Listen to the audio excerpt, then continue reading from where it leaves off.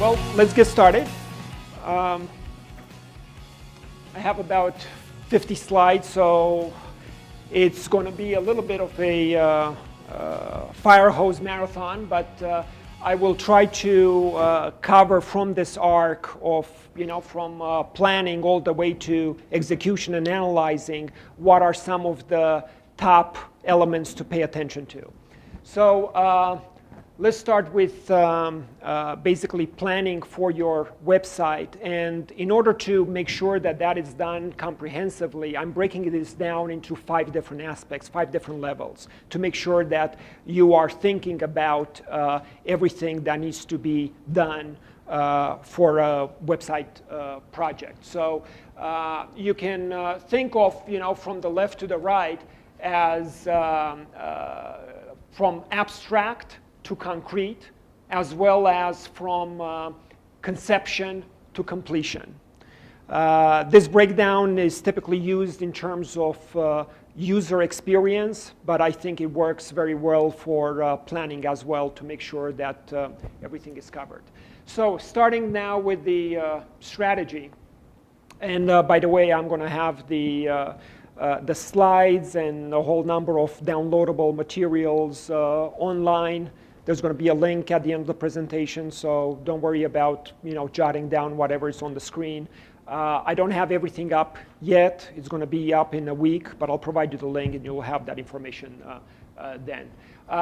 This is, the strategy part is one of the easiest to done in the sense that it pretty much involves following a checklist, answering some questions. I will, provide kind of a more exhaustive list of questions, and just taking the time and interest to follow that to make sure that you think about many of the aspects that are important. But mainly it's identifying some of your existing conditions. What are basic? Where are you? Where do you want to go? What are your goals? If you have a website, and I'm assuming you have already Google Analytics installed, you have some data there. Well, what's the delta? Where do you want to go? What are some data-driven goals that you want to accomplish? Make sure that you understand what your unique value proposition is. What is your brand about? Having that awareness and that clarity, and then being able to express that consistently to your end user is going to be very important, because ultimately a lot of the implementation decisions you do will need to be subservient and serve that kind of brand and that unique value proposition that you put out to your prospective customer. The other thing, and I'll come back to this at several times during the presentation, it's this concept of the persona, of identifying and clarifying who is your prospect, who is this potential customer, and really understanding what they are about, and then making decisions that help you connect with them or them connect with you. Obviously, for SEO reasons, understanding your keywords, your top keywords that you're going to target, that's going to be very important. So use the Google keyword tools or whatever other SEO tools, determining the top keywords. That's going to be important in later stages as you plan how to target and be successful in particularly competitive keywords that you want to compete for. Take a look at your competition, inventory your assets, and what I mean by the most pages, what are currently your most ranked pages, your most trafficked pages, your most shared content on your website. Be sure you know those, so then as you create a new website or a transition or you improve, you have a strategy to leverage those and to keep them in the mix. If you're kind of creating something completely new, you may want to have a 301 redirect strategy to make sure that the content for those high index pages doesn't go away. The value of those index pages doesn't go away. Have an understanding of the resources. So Are you the lone wolf operation and you want to do it all? That's fine. But know also what are your strengths, what are your weaknesses. Maybe you're working with other people that fill particular skill sets that can help you and your project be successful. Also have an awareness of basically, it's not just having the project up and running and then, cobwebs ensue. It's also making sure that there's an ongoing maintenance, content production. As I'll talk, content is going to hopefully play a big role. So to have a plan on how you would be able to execute on the content production. Now, to take a step back and to really plan well, we need to understand very well the buying process. So what is that flow that moves your prospect customer from being a stranger, somebody that doesn't know anything about you, your brand, your site, your product, your offerings, and move them all the way to be not only a customer, but actually a advocate for your brand. So they're a fan and a promoter of your products, services that they can tell their friends or their community about and spread the message. So in the first stage, basically it's the stranger is somebody who hasn't even visited your website, but they may learn about you from Google, from word of mouth, from a blog post, some link to your site. So that's the first conversion happening by having content out there or those attractors that help turn the stranger into a visitor. Once they visit your website, what do you provide there that helps them come back? Typically, it doesn't happen that somebody comes to your website and you close them. You sell your product. It does require an engagement, a process that can be, more or less depending on the specific market you are in and your price point you are at, and selling to consumers, selling to corporate, etc. The cycles are different.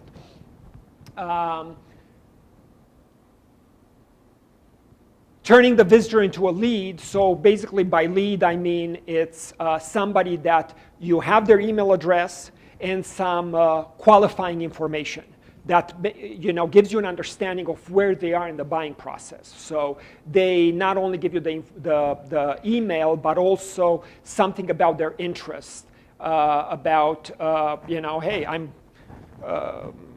in a part of a company that has 5 employees or 5 to 10 employees, and I am in this time frame for buying a product like the one that you're offering, or something similar. So that's basically having a lead generator form on your website that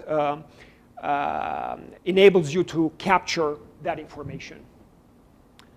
And we'll come back to that at later stages. But basically, in order to be good at attracting that prospect and moving them through the sales cycle, it's getting to know, understand that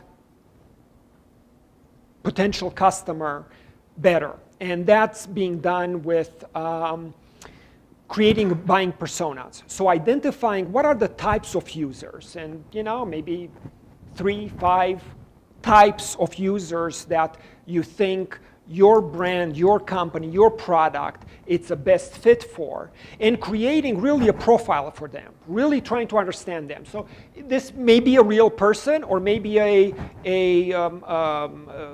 amalgam of various different real people that you construct into this theoretical construct. But give them a name, put their picture there, really understand who they are, what their pain points are, what their interests are.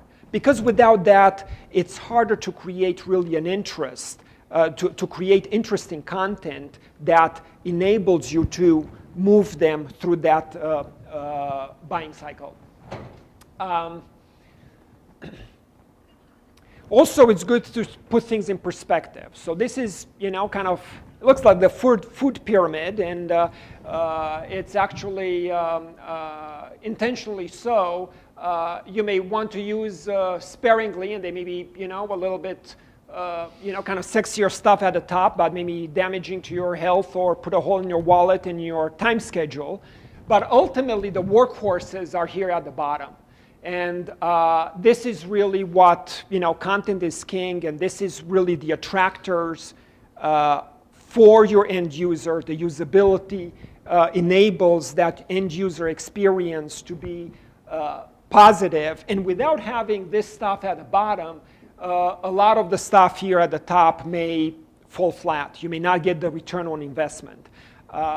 So you may not hear that much about this, because actually a lot of what's happening in terms of, this is sexier stuff. This is where a lot of the consultants are. A lot of the money making in terms of consulting happens here. So you hear a lot more about this.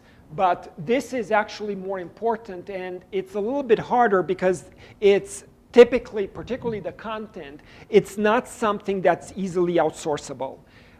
You know best your company, your product, what you have to offer, what you're excited about. So delivering on that, it's not easy, but if you can crack that nut and do content that enables, establishes a relationship with your prospect, can really help your business.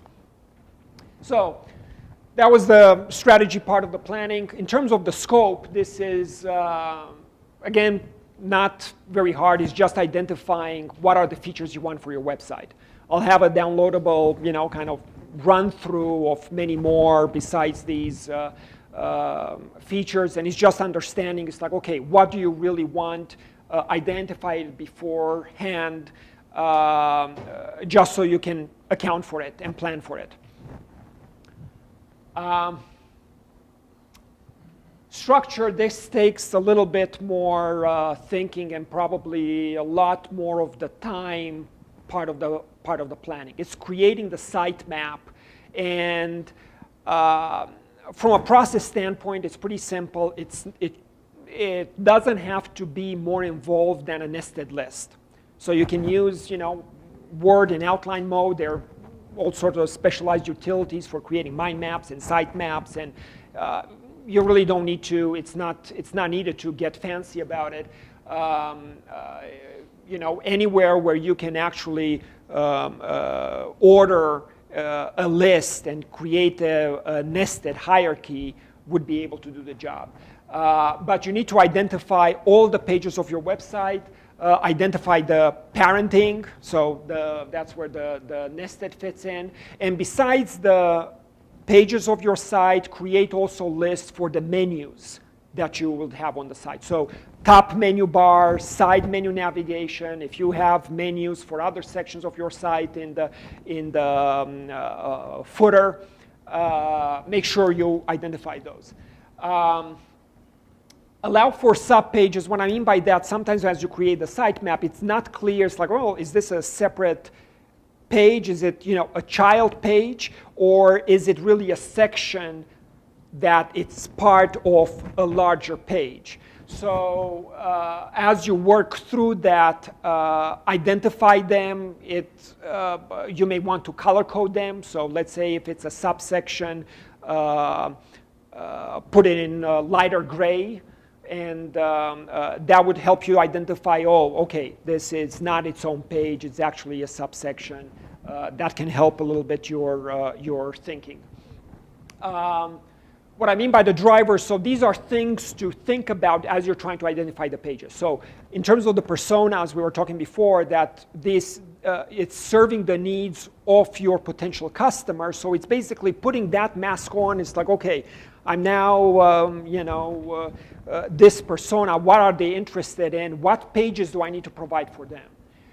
Then in terms of tasks is, what are the activities they will take on my site? They're trying to find the product, or they're trying to, okay, what's the feature list, or what's some, ways to use the product, or whatever it is, but understand, or, download a demo, or ask to be contacted for more information. It's understanding what do they come to the site for, what are the activities, and having the workflow for that. So there may be, let's say they sign up for something, they get a confirmation page. That confirmation page needs to be identified, needs to be part of the list. So you need to think about these things. And then in terms of SEO driven, so you identified what your top keywords are, make sure that you identify those pages that are supposed to be an answer to those keywords, to identify, to support, to target the keywords that you want to compete for. In terms of the approach, so top down, start with the home page, build your hierarchy. I'll talk later about writing the content. It happens actually bottoms up. So you may work on both processes at the same time, the sitemap and creating the content, and they will inform each other. But it's important to understand that typically, sitemap, you want to start top down, writing content, you want to start bottom up, from the childrenest most pages up to the, and leave the, when you design, you leave the home page last. That's the cherry on top. You really need to build the whole website first, and then you'll have much more clarity in terms of knowing what needs to be on the home page. I know the temptation is when you kind of create a site is to focus on, let's make it pretty, let's focus on the home page, let's start with that. No, leave that for the last, you'll be better off. Flatter hierarchy, it's also, this is something for Google, seems to prefer, gives more importance to pages that are not very nested in. So you get the, in the URL, the ///, Google gives more importance if it's kind of closer to the root. So favor a flatter hierarchy as you create your sitemap.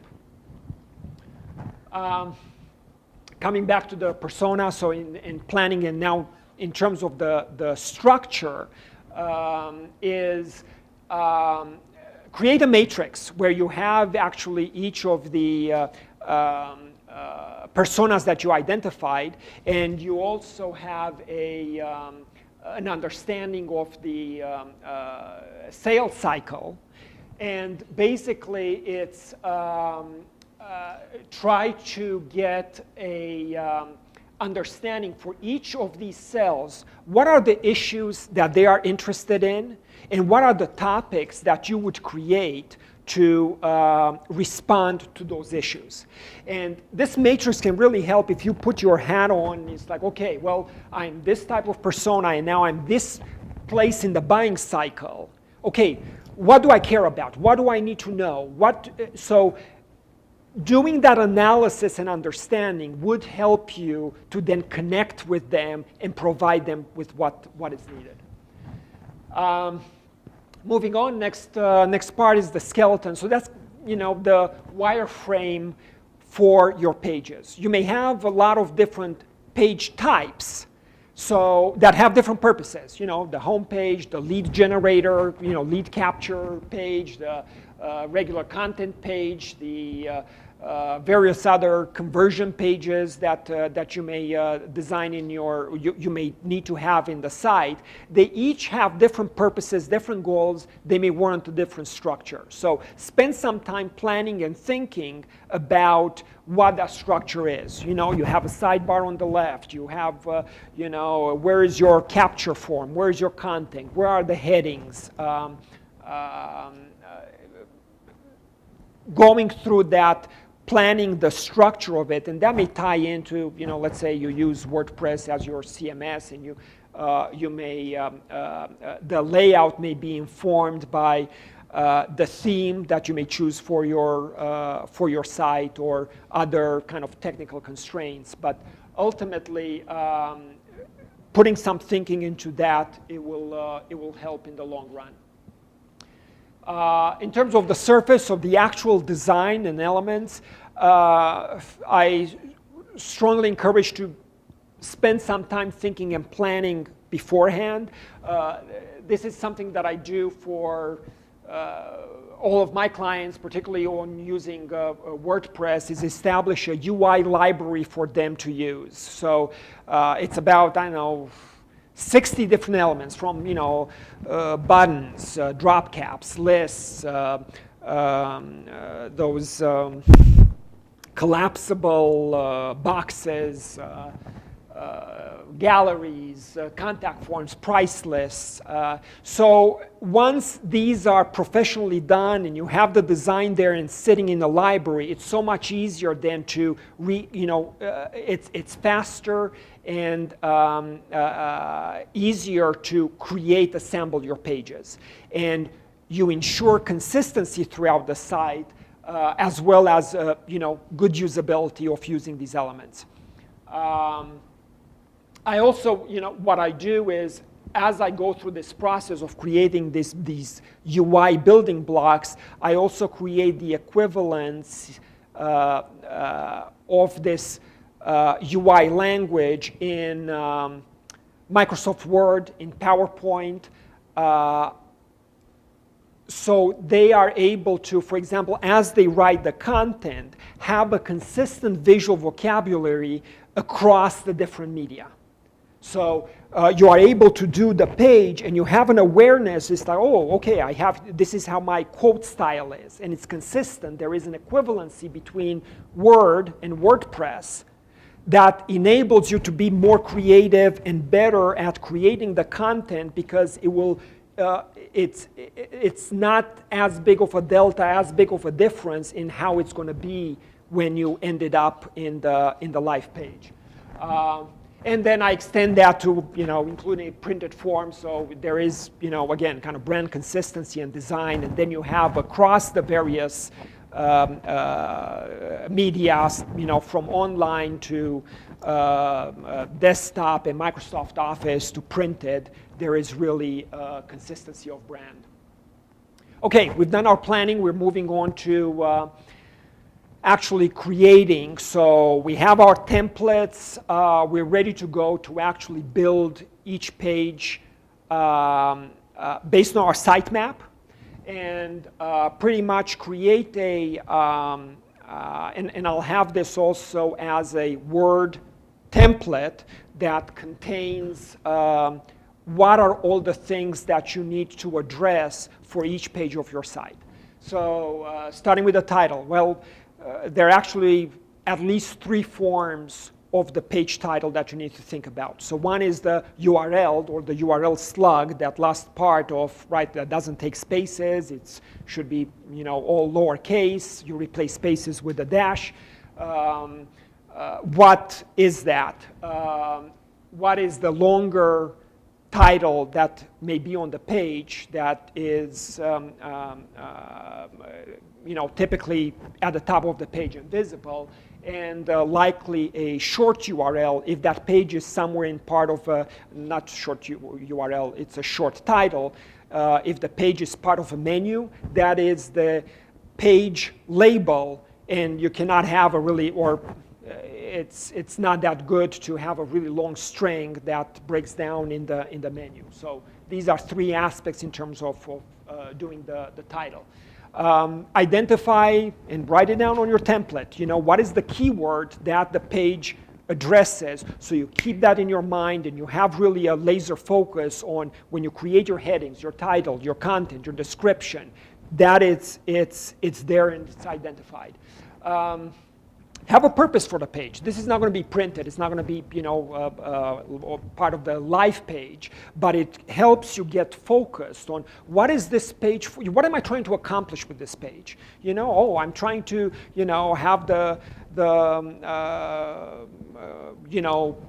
potential customer, build credibility with the potential customer, or have them download my ebook that tells them about my product, or whatever your goal is.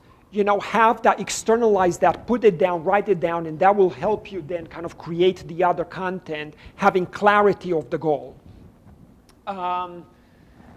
The description, and that's not only for SEO, that's going to be part of your meta tag, but also for the parent page that may link to this page, that may provide then a description that gives context to the link to this child page. Identify the media, whatever images or video or anything else you're going to have on the page, any interactive elements, forms,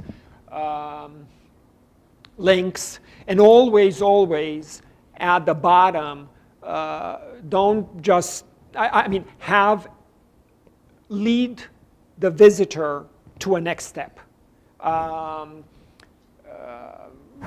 They may choose to do something else. They may go, scroll up to the menu, do something they want to do. But you're missing the opportunity if you do not use that space to actually lead them to where you may want them to go once they reach the bottom of the page.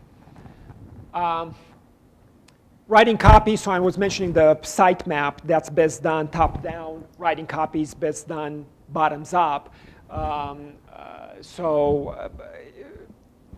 As I was mentioning about the description, is best to write the child page first. You're in a much better position to then understand what the main idea, what's the main thrust of that page is when you write the parent page. So as you are working on the sitemap and you're working on the content of those pages, and let's say you start content, it's like, gosh, I have more to say here, I need to build some other sub pages, then pause this page, go to the child page, start writing those, and try to write starting with the kind of children most pages, and work yourself up from there. Promote a visual scanning of your pages. So that comes back to the kind of the content, the layout, the design of the page, but enable the user to parse your page and try to get the gist of it as quickly as possible with as little time investment and as little brain bandwidth investment to get to what they want. Be able to get what's the most important thing that you're trying to communicate on that page. And ultimately, if you're respectful of people's time, particularly now as we are all pulled in so many different directions, and we are kind of in a attention deficit society, if you are respectful for their time and try to provide expediency in them finding what they're looking for, they will reward you in kind. They will spend more time on your website. They will like your brand more if you respect your time, if you respect their time and have the usability done in a way and the content provided in a way that gives them access to what they want in a clear fashion. Now, this is a great test. I call it, cognitive throughput, but it's take a look at your pages in time increments and, glance at a page for, 1 second, take a look away. And you can do it for your website, you can do it for other websites, particularly works on content that you're not yet familiar with. And things as brief as in 1 second, you should be able to get, hey, does this look professional? Does it look credible? Is this rinky-dink? Is this, kind of substantive? Is this the right website? How do I feel about it? In 20 seconds, hey, am I really understanding what the structure of this page is? Do I know where to go? Am I finding what I want? Or if it's not on this page, do I know where to click and link and to go next to get what I want? So these type of tests are great to give to get a reality check as you design your site and pages in terms of are you accomplishing that usability aspect? Am I able to give out to serve the end user and be respectful of their time? Won't go a lot over this, pretty self-explanatory, but it's good to know. 5 most persuasive words in the English language. So you can use these in your copy as you see fit. In terms of the layout and design, so comes back to the planning, to the earlier stages of having clarity. What is the goal and what's the goal for that page? And I see that a lot of time, particularly with non-professional designers, there is a temptation to take a look at many elements of the page and think they're all important. It's like, well, I want to tell them about my new blog post, and of course my logo is important, and the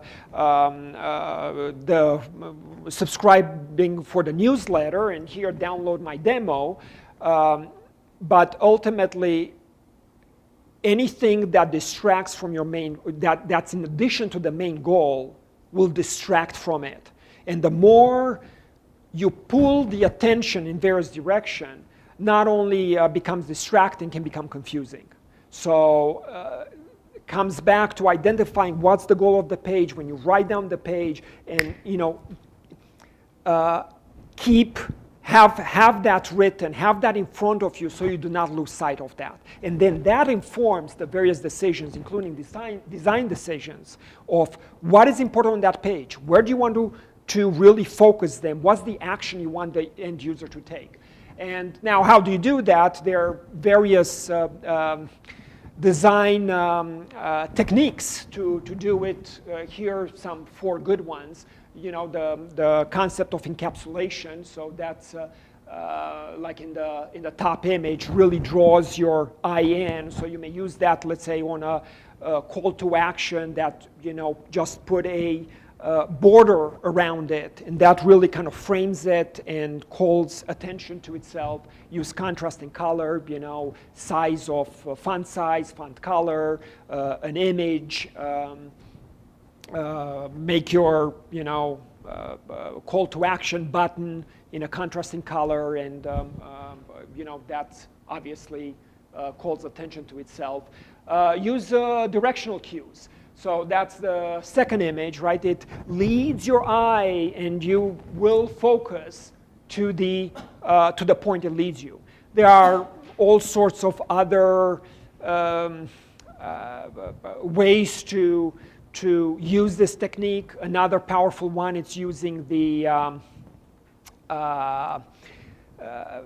eyes. We're drawn to faces, and we like to look at people's eyes. Also, if they're not looking at the camera, right, they're looking somewhere else. Not only you're attracted to the face, you're attracted to the eye, but then you follow their gaze line, and where are they looking for? So there are all these sorts of techniques to use and help you to guide the flow of the page. Another technique that I use all the time, similarly with that cognitive, the temporal aspect, where the litmus test is, okay, what am I getting in 1 second, in 5 seconds, in 20 seconds? What am I communicating as much as possible? Another one from a visual perspective is to squint. It's pretty simple, but when you squint, you are actually able to take out a lot of extraneous information, and it's much more apparent, oh, I see now what's important on the page. So if you, kind of squint on your page and it's, nothing really stands out, well, then you don't have a clarity in your construct, in your layout, in your design. And actually, you can use that exercise on here. So if you squint, you'll see much better that actually there is a common pattern to this that looks like the letter F, right? It may not be as apparent without the squinting. That helps a little bit guide this. This is actually a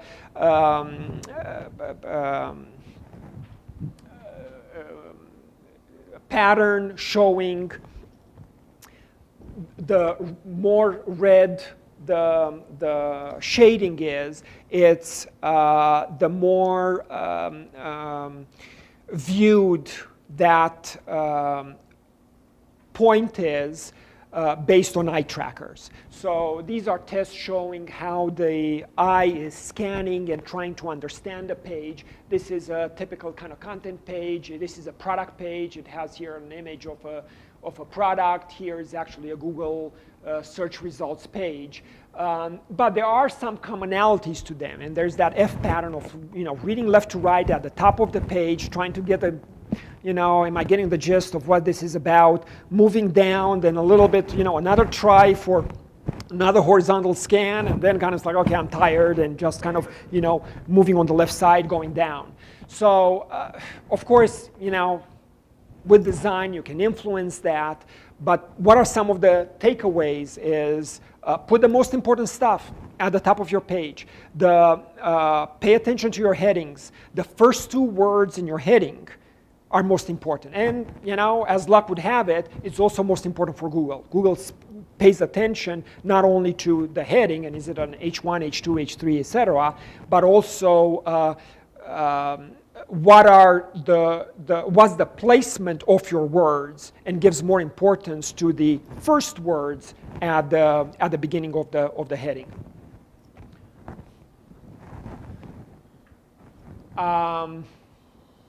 Building, I guess for this crowd, you're probably this is going to be the thing that you know most of and maybe most opinionated about. I am a big advocate for using content management system, using WordPress.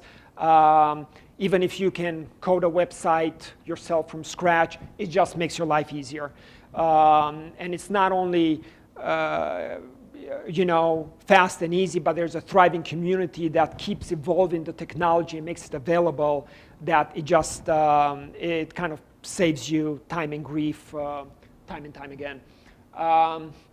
In terms of web host, you'll have also there's kind of a continuum between a generic web host and the ones that are really specific about WordPress.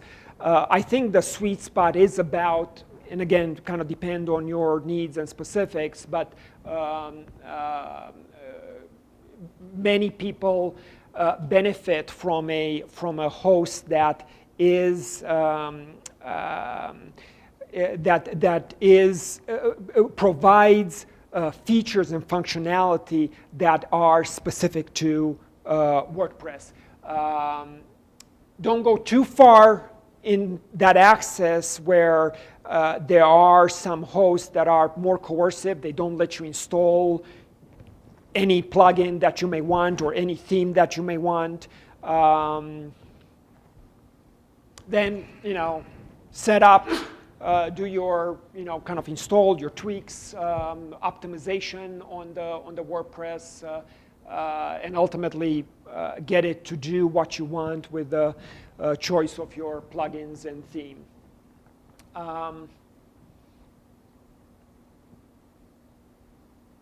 So let's move on. A little bit about plugins. A little tip: when using WordPress, do not look for plugins from within your dashboard.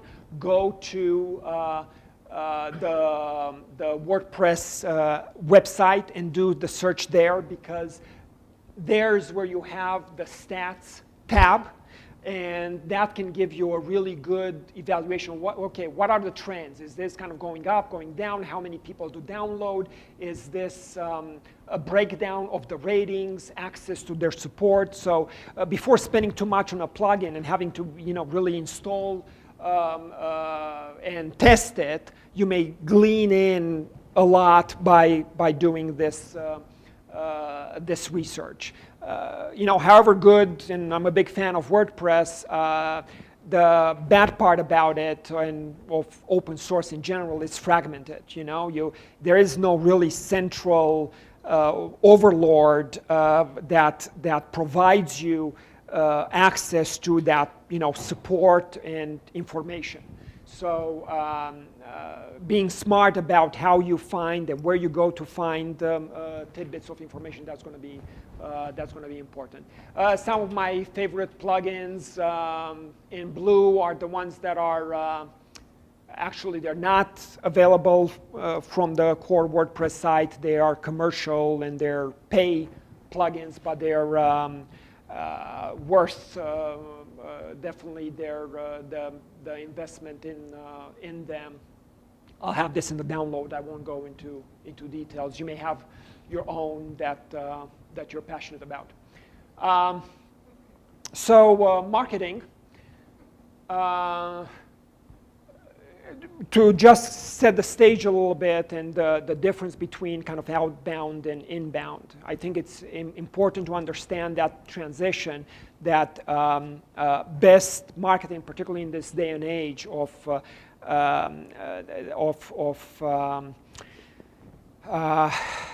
again, less attention or in being in an attention deficit society is not engaging into the type of marketing that is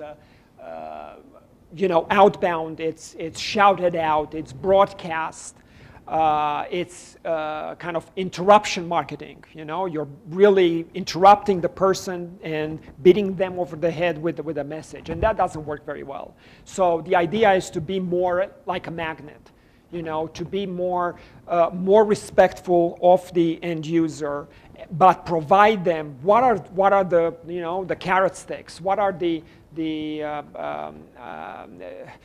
what is enticing, how can you attract them, get into a valuable conversation, and then moving them on that sales funnel. Now, in terms of getting that traffic, so we're talking about that sales funnel. Well, how do you get the people at the top of the funnel? The bigger the audience there, the more of a chance you have as it trickles down to them becoming a customer. You'll be in a better position. So these are 4 big categories of traffic sources. So you get the ones that come from search. You get the influencers, and that's good because they, it's basically tapping into the power of their social networks. So how can you engage with people that have their own audience? And you may write a blog post on their website. You may identify who these influencers are by looking at their Twitter record and the number of followers, but try to engage with them and try to get your message out to them. And then that will propagate or can propagate through their own social networks. Syndication, again, guest blogger on various sites of putting your content out there, not only on your website, but on different other channels. That's another way to get your message out and get exposure, get customers that way, or visitors that way. And then you have the paid part of the traffic. Coming back to the persona, so now you got the traffic. How am I getting that in?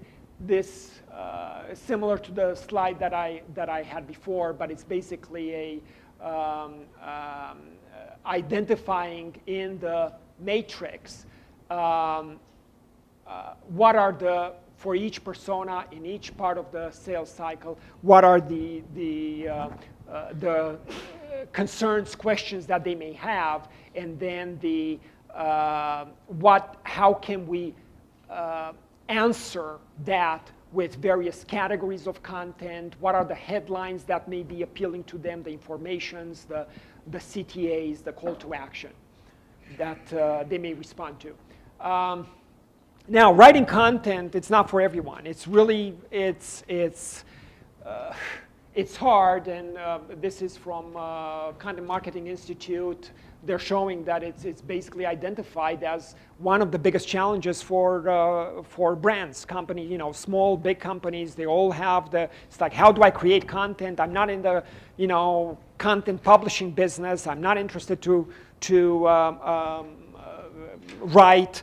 What topics am I going to write about? I know it's a challenge, but ultimately, who does that well will succeed in the new economy. It will be able to leverage the trend moving forward. So it's important to figure out, and the answer may be different for each of you. But think about, how can you get there? How can you produce that content that is attractive to the potential customer?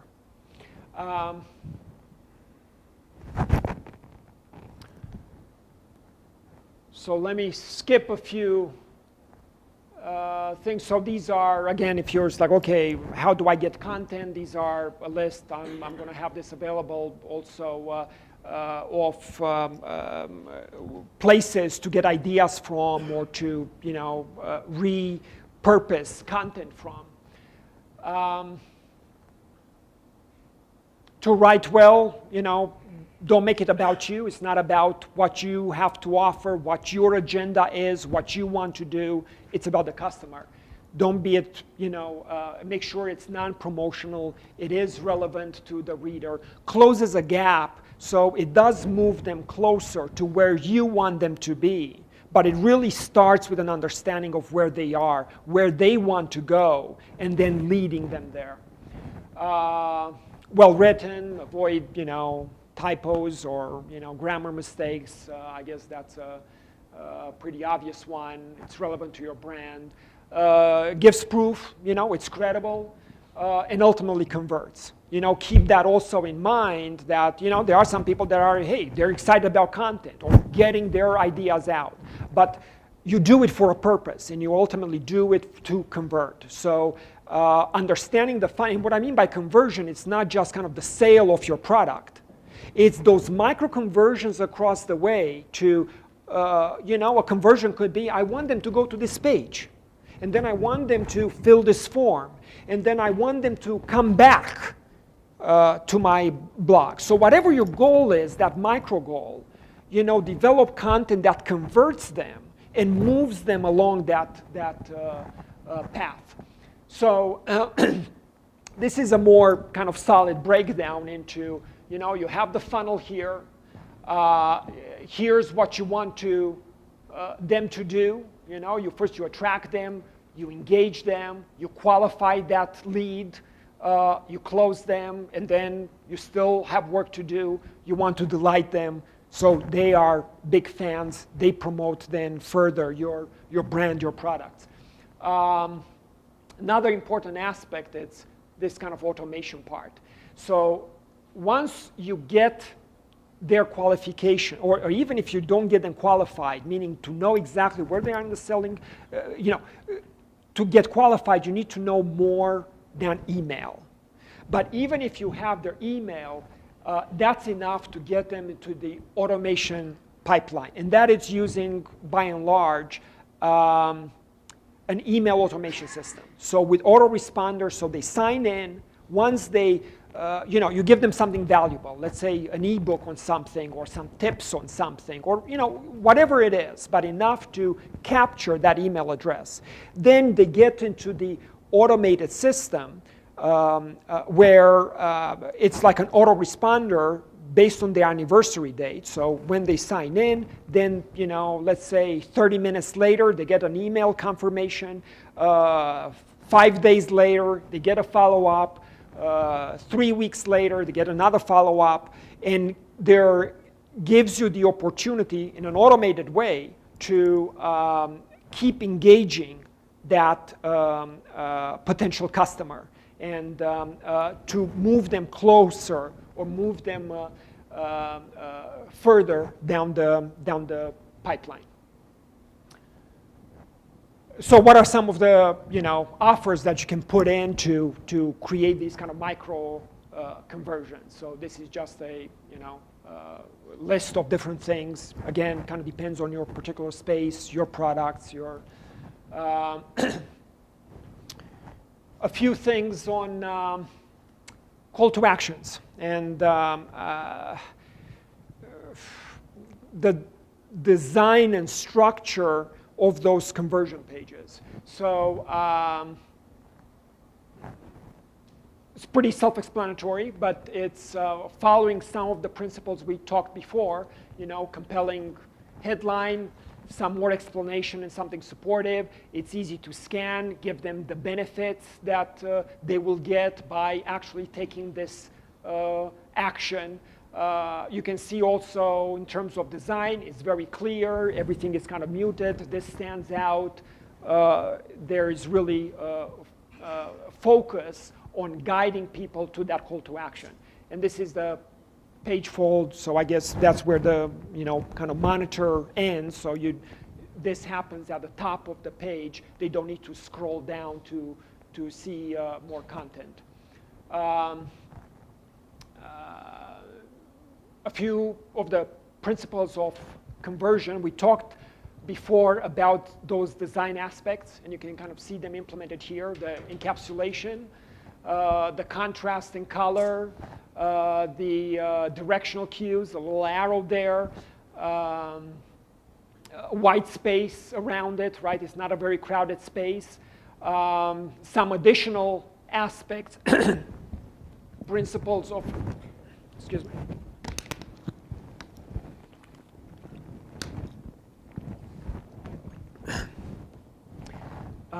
Some additional aspects that are psychological nature, urgency and scarcity. It's like, hey, you need to do it now. Here's the, price drop. Here's a coupon, whatever it is. Try before you buy, and social proof.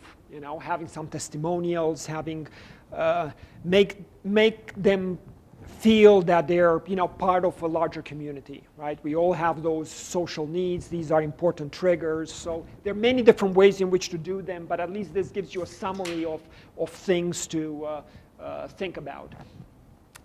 This is more old school marketing, the IDA concept, so attention, interest, desire, and action.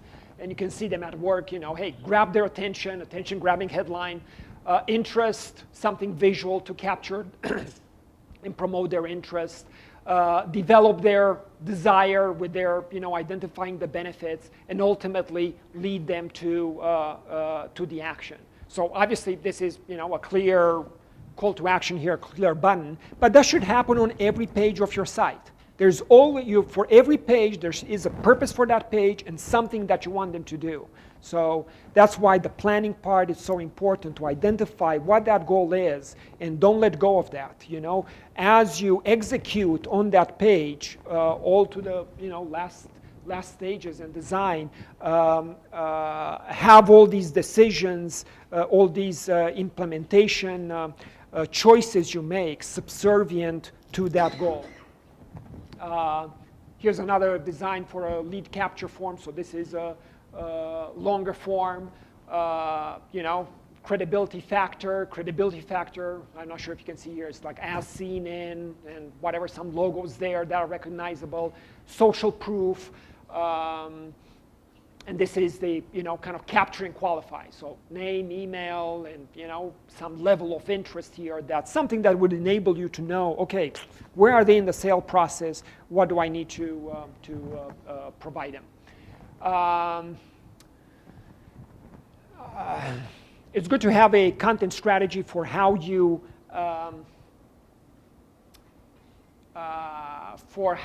will develop the content that's needed and leverage it. There's can be a lot of work to be done, so be smart about repurposing your own content. So you may, start with some tweet, or, you follow some tweets and you get an idea about something, you write a little blog post, and maybe that evolves out in some other blog post. Then it's like that structures your thinking, oh, this is warrants to be part of my core site, do some website pages, promote them socially, then maybe it becomes, the idea evolved into a white paper, maybe a PDF or a ebook, etc. And then, gets back to the blog post, and it, you can kind of keep cycling. But try to, when you develop the content, both as you clarify and keep making that content more in depth, but also as you move across media from blog post to website page to a PDF or whatever. Try to leverage the work that you're putting in to leverage the cross media, to milk that content that you're creating as much as you can. An editorial calendar to help you. And we're moving to analyze. Basically, I just have this one slide. Google Analytics. If you don't measure, you won't improve. So I can't emphasize that enough. You need to measure, pay, and don't just implement the Google Analytics. Take a look at the data and perfect and rinse and repeat. If nothing else, pay attention to these four. So traffic to leads, leads to customers. How are you scoring there? And then the cost for each. How much does it cost you for these? So start there and then kind of get more detail.